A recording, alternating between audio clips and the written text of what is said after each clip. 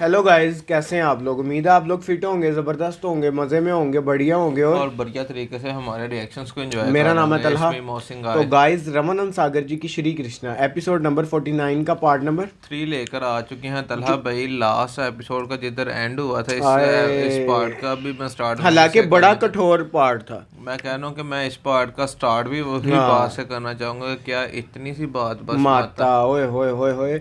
वो भला क्यों मोहसिन भाई, आप देखो कि पूरा एपिसोड, पूरा पार्ट ही इमोशनल था कि अब बिल्कुल। ये हो जाएगा, अब क्या होने वाला है, जब राम जी को पता लगेगा तब क्या होगा। आप देखे ना तलहा ये भाई के कितने जब क्वेश्चन थे। महाराज दशरथ खुद नहीं बता पा बता रहे थे पा राम जी को, तो रहे। माता कहेगी ने उन्हें बुला लिया ये बात बताने के महाराज लिए। दशरथ कहते कि मैं किस मुंह से उसको कहूंगा कि क्या अब तुम बाप राज्य राजा के के अधिकार अधिकारी नहीं नहीं रहे, है। अब तुम वनवास जाओगे। तो उन्होंने जब बुलाया और माता कही ने घुमा फिरा के ये सारा कुछ कर कुर के जब बातें बताई हैं, तो उन्होंने आगे से उसी टाइम सोचा भी कुछ नहीं, उन्होंने कहा बस इतनी सी बात तो माता। गाइस आप देखना है कि आगे क्या होने जा रहा है। चलते हैं वीडियो की तरफ और देते हैं reaction. Let's see what happen next guys. उस जैसे भाई को तो मैं राज्य स्वयं प्रसन्नता से दे दूंगा। हाँ, रहा वनगमन, तो लगता है मेरे कोई पुण्य जाग उठे, जो आपकी आज्ञा से मुझे वहां जाने का अवसर मिल रहा है, जहां ऐसे ऐसे महान ऋषियों और मुनियों के दर्शन कर सकूंगा, जिनका तेज तीनों लोगों को प्रकाशित कर सकता है। हाय हाय हाय हाय, क्या बात है।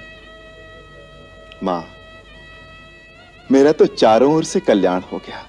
चारों ओर से कल्याण हो गया। पिता की आज्ञा का पालन, मां की इच्छा का अनुकरण,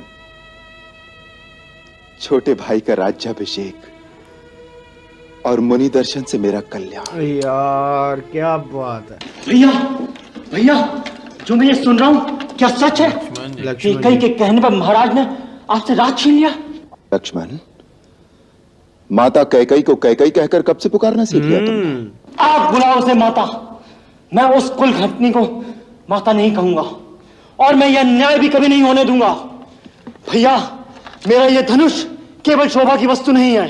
मैं इस धनुष से महाराज की चतुर्गणी सेना का अकेला सामना कर सकता हूं। लक्ष्मण, महाराज ने क्या समझा है? राम बड़ा विनयशील है, वो चुपचाप सब कुछ सहन कर लेगा। उन्हें नहीं मालूम कि राम के नाम पर मर मिटने वाले लोग चुप नहीं रहेंगे। सारी जनता विरोध कर देगी और फिर जनता की भी क्या आवश्यकता है? उनका ये दास लक्ष्मण अकेला ही महाराज और उनकी पूरी सेना के लिए पर्याप्त है। और भरत भी आ गया तो उसे भी छठी का दूध याद दिला दूंगा। चुप रहो लक्ष्मण, अनर्गल बातें मत करो। आप बीच में मत पड़ो भैया।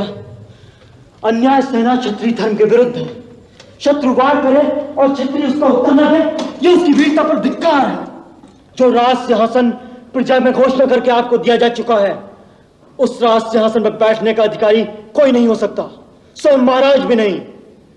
भैया, आपका ये लक्ष्मण यदि मर नहीं गया यार लक्ष्मण जी तो का उस प्रेम सिंहासन नेक्स्ट पर लेवल था वैसे, महारानी है सीता ना? के साथ आप विराजमान होंगे। महाराज दशरथ और उनके चहेते भरत दोनों आपके दरबार में करबद्ध खड़े होंगे। वाह वाह, कितना सुंदर चित्र है। पिता हाथ बांधे सामने खड़ा है और पुत्र अपनी पत्नी के साथ आसन पर बैठा उन्हें आज्ञा दे रहा है। आकाश से उतरकर देवता भी आएंगे इस दृश्य को देखने के लिए कि अयोध्या में मानव सभ्यता ने कितनी उन्नति कर ली है। परंतु जब पिता ही अपने आचरण से गिर जाए, अपने धर्मात्मा पुत्र को एक स्त्री के सामने। बस करो लक्ष्मण, बस। यदि तुम्हारे इतने ही नीच विचार हैं तो मुझे भैया कहना छोड़ दो और आज के बाद मुझे अपना मुंह ना दिखाना। भैया, यह आप क्या कह रहे हैं? मैं आपके बिना कैसे जीवित रहूंगा? भैया, आप मेरे भगवान हैं। आपके साथ कोई अन्याय करे, आपके साथ कोई अत्याचार करने की बात करे, मैं कैसे चुप रहूं? ये तुमसे किसने कह दिया कि मुझ पर कोई अन्याय हो रहा है या मुझ पर कोई अत्याचार हो रहा है? ये बातें जो तुमने कही, अत्याचार तो ये है जो तुम अपने बड़े भाई पर कर रहे हो और अपने पिता पर कर रहे हो। पिता पर? हाँ, पिताश्री पर। उनकी पीड़ा को समझते हो? जानते हो कि उनकी समस्या क्या है? जानते हो कि उन जैसा धीर वीर पुरुष इस समय किस धर्म संकट में है? हाँ। जो स्त्री मोह में फंसेगा उसकी यही दशा होगी। उनका संकट स्त्री मोह नहीं है, उनका संकट है धर्म। हाँ, धर्म। आज एक सत्यवादी राजा का धर्म एक पिता के धर्म से टकरा रहा है। वो सत्य का पालन करें या पिता के धर्म को निभाएं, यही समस्या उनके दुख का कारण है। एक राजा ने किसी को वचन दिया कि जो मांगे वो दूंगा, और मांगने वाले ने वो वचन मांगा है जिससे राजा को अपने सबसे प्रिय पुत्र का बलिदान करना पड़ रहा है। यदि वो वचन को तोड़ें, पुत्र वियोग, तो न केवल अपने सुकृत नष्ट करें बल्कि संपूर्ण कुल की कीर्ति को कलंक लगा दें। और यदि वो वचन रखें तो वो पुत्र जिसके बिना वो जीवित नहीं रह सकते, उसे वन के कांटे कंकर में धकेल दें 14 वर्ष के लिए। लक्ष्मण, तुम उनकी पीड़ा क्यों नहीं समझते? उनकी अवस्था आज उस घायल शेर की तरह है जो किसी शिकारी के जाल में फंस गया है, और ऐसे असहाय शेर पर तुम अपने तीर चलाकर अपनी वीरता दिखाना चाहते हो। धिक्कार है ऐसी वीरता पर। ऐसे धर्मात्मा पिता के बारे में ऐसा सोचकर भी तुमने पाप किया है, जिसका प्रायश्चित हम सबको करना चाहिए। हम सबको करना चाहिए। उन्हें यदि अपने धर्म की चिंता ना होती तो आज वो इतने दुखी ना होते।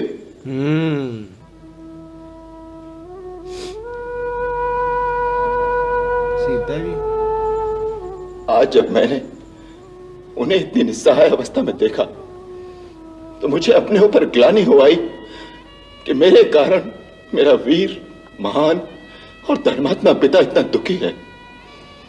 मैंने अपना कर्तव्य निश्चित करने में एक पल की भी देरी नहीं की, क्योंकि पुत्र होने के नाते मेरा एक ही कर्तव्य है कि मैं वही काम करूं जिसमें उनके सत्य, उनके धर्म, उनकी प्रतिज्ञा की क्षति ना हो, बल्कि उनकी कीर्ति बढ़े, उनका यश मलिन ना हो। लक्ष्मण, क्या बात है यार राम जी की। हमारे जैसे पिता जबरदस्त। तो किसी को बड़े भाग्य से मिलते हैं, परंतु यदि किसी का पिता दुराचारी भी हो, चाहे संसार उसे त्याग भी दे, तो भी पुत्र का धर्म है कि वो अपने पिता को भगवान की तरह पूजे, क्योंकि पिता मनुष्य का प्राणदाता होता है। लक्ष्मण, जो पिता की भक्ति नहीं करते, देवता तो क्या, स्वयं भगवान भी उनकी पूजा को स्वीकार नहीं करता। संसार में बहुत सी अनहोनी बातें ऐसी होती हैं जो मनुष्य की समझ में नहीं आती। अकस्मात एक दिन कोई भूकंप आता है जो मनुष्य के जीवन को उथल पुथल कर देता है। ऐसे समय किसी दूसरे को दोष नहीं देना चाहिए, उसे दैववश मानकर, अपना प्रारब्ध मानकर स्वीकार कर लेना चाहिए। आज जो हो रहा है वो होनी करा रही है। जो विधना है जिसने माता कैकेयी जैसी स्नेहमयी और पुण्यशीला स्त्री को ऐसी बुद्धि दे दी है। यदि यह होनी है तो मैं होनी से भी नहीं हारना चाहता। वीरों के पुरुषार्थ की परीक्षा ऐसे ही आपत्ति काल में होती है। आपत्ति काल में केवल वीरता की ही परीक्षा नहीं होती, मनुष्य के धर्म की भी परीक्षा होती है। जब श्री राम ने पिता का वचन निभाने के लिए वन जाने का निर्णय किया, तो पतिव्रता सीता ने भी अपने पति का साथ देने के लिए उनके साथ वन जाने की तैयारी कर ली। लक्ष्मण भी श्री राम के बिना अयोध्या में रहने को तैयार नहीं थे, और तीनों मुनि वेश धारण करके राजमहल से वन की ओर चल दिए। अच्छा मोहसिन भाई, आप जो कह रहे थे कि अब राम जी की जगह कोई और होता ना, वो सारा जो है ना ये अपने पिता पर लेकर आता कि वो ही नहीं चाहते शायद। लेकिन राम जी ने देखो कैसा अंदर से पहचाना है, और लक्ष्मण जी को भी यही समझाया। पिताजी की जो इस टाइम दशा है वो हम समझ ही नहीं पा रहे जितना वो धर्म दुख संकट में वो फंसे हैं, हुए हैं। बिल्कुल। अच्छा, और आप लक्ष्मण जी का क्रोध देखो हैं कि वो अपने पिताजी के अगेंस्ट जाने को तैयार कहते है कि राम सारी जी के। सेना अयोध्या की।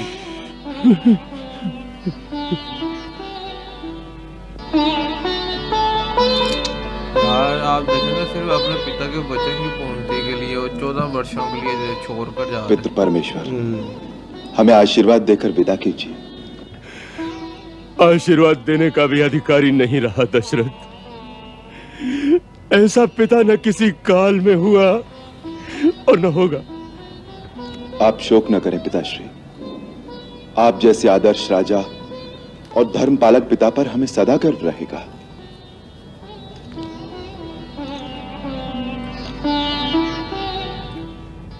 जाने से पहले एक निवेदन है आपके श्री चरणों में।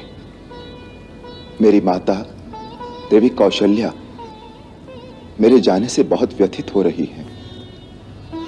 उन्हें धीरज बंधाइएगा, उनका ध्यान रखिएगा और उन पर अपनी कृपा बनाए रखिएगा।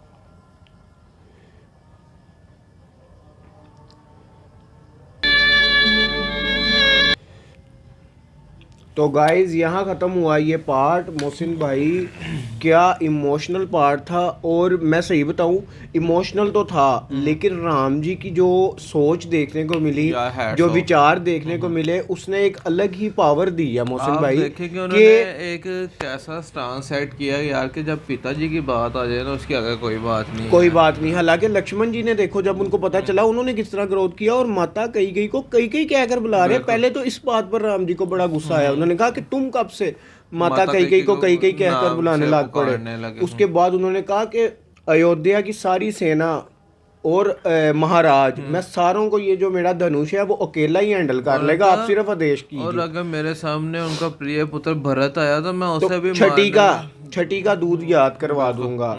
और उसके बाद आप देखो कि फिर राम जी ने किस प्रकार उनको समझाया। उन्होंने कहा कि पिता किस धर्म संकट में तुम नहीं जानते, क्योंकि लक्ष्मण जी का भी इसमें कोई कसूर नहीं है।